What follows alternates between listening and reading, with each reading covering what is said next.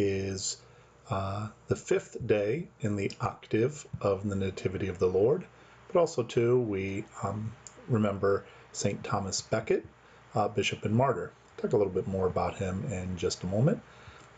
Just to give you a reminder of our schedule this week with the holidays coming up at the end of the week.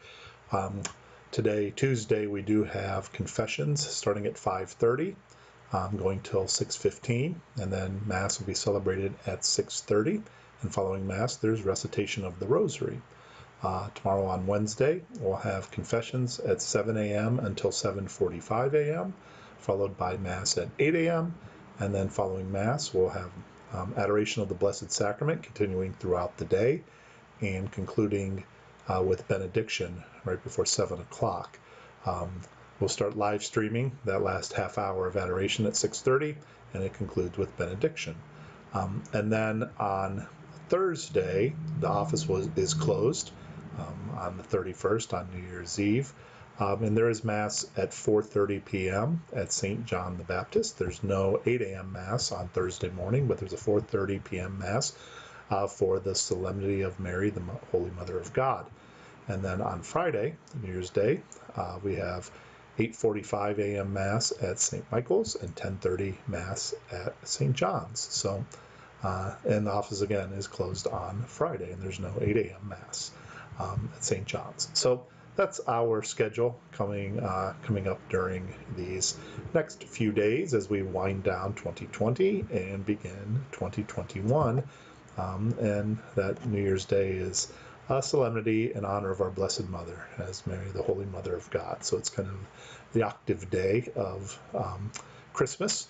So octaves are always very important. They're, in the Church's old calendar, there used to be quite a few of them, but really now we celebrate the octave of Christmas and the octave of Easter and as the major holidays. So, or holy days and holidays, they're both. And as I mentioned today, we do honor St. Thomas Becket. It's a 12th century saint going back. Kind of an interesting story, and there's a movie, Becket, about him. He was, as a young man, he started working in the Archbishop of Canterbury's household and eventually kind of rose through the ranks and became Chancellor of England with King Henry II. And he, excuse me, as Chancellor and also too as a cleric, he was seen, as the next Archbishop of Canterbury, and he even warned Henry that, because they were good friends, he warned him that that would not be a good thing to do because his, his loyalty to God and the Church would come in conflict with the king.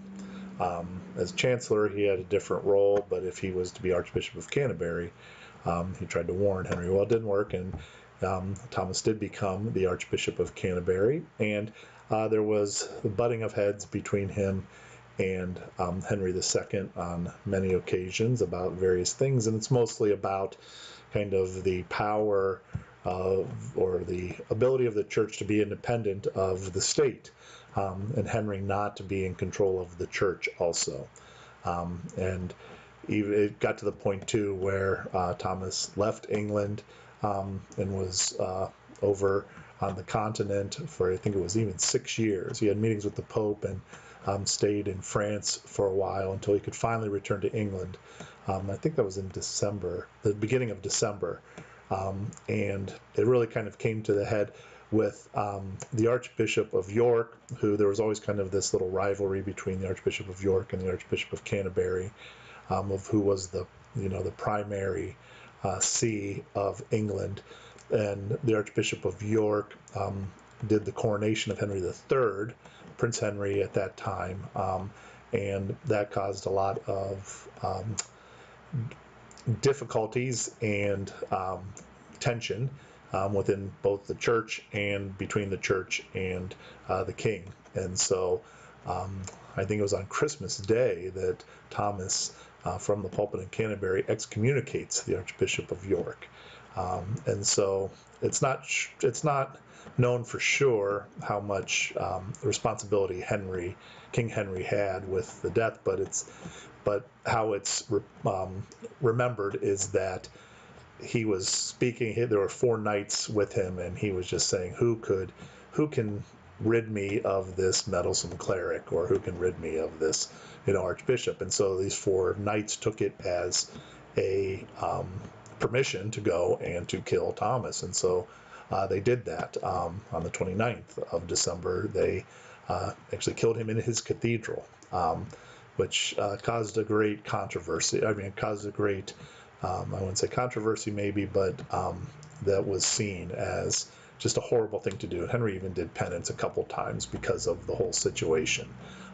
But one of the things that's interesting about Thomas is that kind of as his early life and his life as chancellor, he really kind of embraced worldly power and all the trappings of his office and everything like that. But once he became archbishop, it seems like he really had kind of a conversion and really took on a more monastic life and a very simple life, and was really dedicated to prayer and to the church and to helping the poor. And eventually, he died as a martyr. I think it said something in Butler's Lives of the Saints. It was a quote along the lines of, for a lot of his life, he didn't live like a saint, but he certainly did die like one.